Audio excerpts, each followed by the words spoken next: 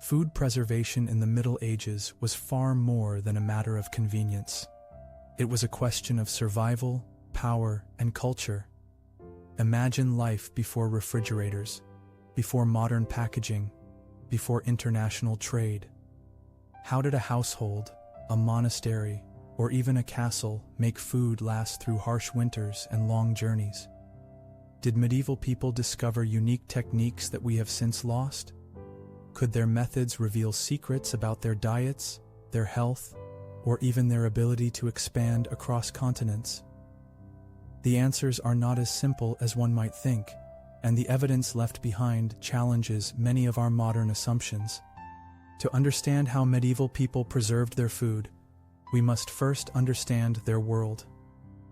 The Middle Ages spanned roughly from the 5th century to the 15th century, covering more than 1,000 years across Europe. This was a time before electricity, refrigeration, and mass production. Life and diet were shaped by the seasons, by harvest yields, and by the storage conditions available in homes, monasteries, and towns.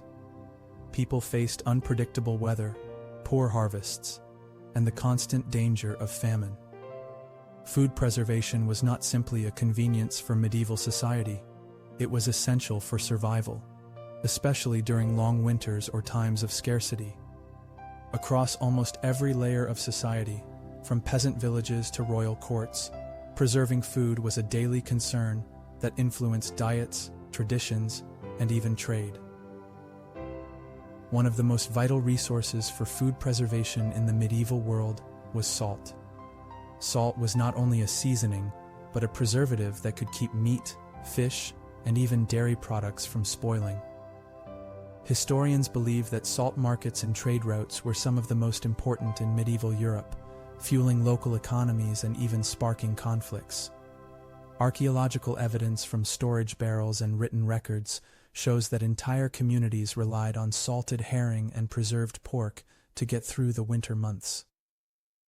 The process often involved rubbing or packing salt directly into the meat, drawing out moisture and creating an environment where bacteria could not thrive. Salt was so valuable that in some periods it was even taxed heavily, making it not just a kitchen essential, but also a political and economic tool.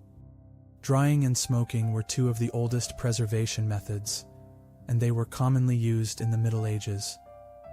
To dry food, medieval people exposed meat, fish, fruit, or herbs to air, sometimes placing them near a fire, other times in well-ventilated areas.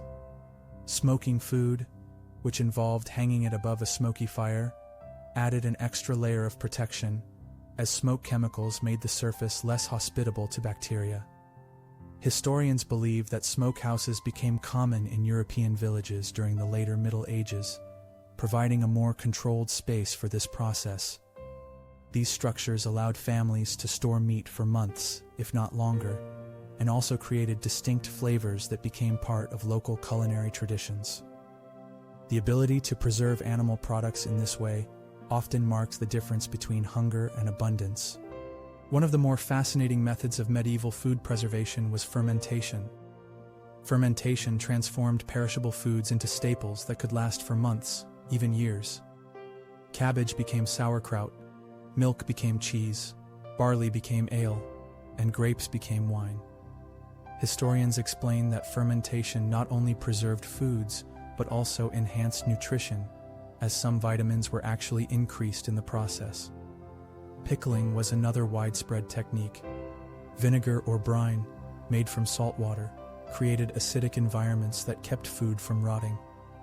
Vegetables, fish, and even eggs could be stored this way. Archaeological finds, along with written household accounts from the 13th and 14th centuries, reveal the importance of barrels filled with pickled goods, ensuring reliable food supplies when fresh harvests were unavailable. Cold played an important role in medieval food preservation, though not in the way modern refrigeration does today. Wealthier households sometimes built underground chambers or ice houses to store food at cool temperatures year-round. In colder regions, people could freeze meat during winter and keep it preserved until spring. Historians believe that natural caves and stone cellars, which maintained relatively constant temperatures, were crucial for storing perishable items such as milk, cheese, and butter. Evidence shows that monasteries, often more technologically advanced than villages, built large cellars not just for wine, but also to stockpile food preserved in cool environments. Even though this method depended heavily on geography and climate, cold storage nonetheless provided an important supplement to other preservation practices. Honey was more than a sweetener in the Middle Ages. It was a powerful preservative. Its natural antibacterial properties made it ideal for covering fruits, nuts, and even small cuts of meat. Written records from monasteries and apothecaries describe honey being used to extend the life of perishable foods and to create medicinal mixtures that lasted longer. Some sources suggest that honey was sometimes poured over cooked dishes or fruits to keep them edible for an extended time. Though sugar did not become widely available in Europe until the later medieval period, honey served both as a preservative and a luxury ingredient that carried cultural and religious importance. Dairy was one of the most perishable food categories, yet medieval people developed ingenious ways to store it. Fresh milk soured quickly without refrigeration, but turning it into cheese provided a long-lasting source of protein. Cheese-making was widespread, from peasant households producing simple curds to monasteries known for their more refined varieties. Butter was also preserved in cool storage, or by salting it to extend its shelf life. Some historians suggest that cheese was not just preservation, but also trade. Aged cheeses could be transported considerable distances, helping to feed armies, towns, and markets far from their original place of production.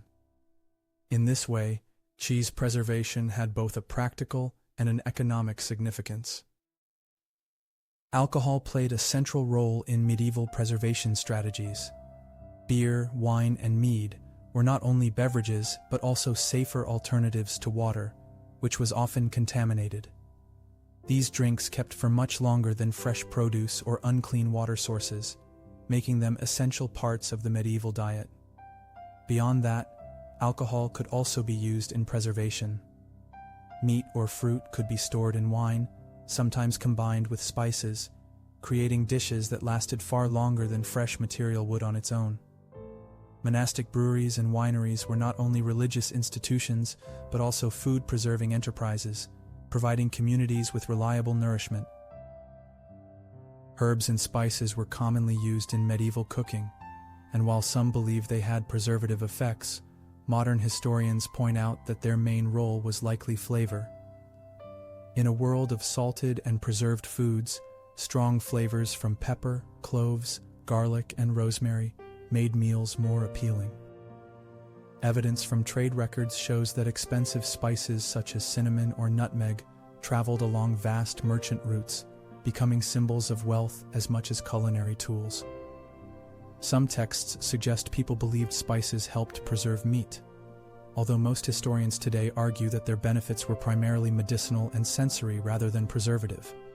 Food preservation methods in the Middle Ages reflected not only necessity but also social status. Wealthy households could afford access to large salt supplies, spices from distant lands, or cellars that kept food cool, while peasants often relied on simpler methods like drying and fermenting. The ability to keep food from spoiling determined who thrived during times of scarcity and who went hungry. Entire military campaigns depended on preserved foods that could be transported and consumed months later, showing how preservation was not just domestic, but also strategic. In many ways, control over preservation resources, from salt mines to trade goods, was a form of power in medieval Europe. When we look back at medieval food preservation, we see a society balancing necessity, ingenuity, and resourcefulness. Without the technology we take for granted today, medieval people created a diverse toolkit of methods: salting, smoking, fermenting, storing in cellars, and more, that allowed them to survive in unpredictable times. Historians believe that these techniques shaped not just diets, but also trade, culture, and power across the continent. What remains striking is how many of these methods are still with us today, though often used for flavor and tradition rather than survival. The story of medieval food preservation reminds us that the struggle against time and decay has always been central to human history, and that from necessity grew the culinary traditions we continue to enjoy centuries later.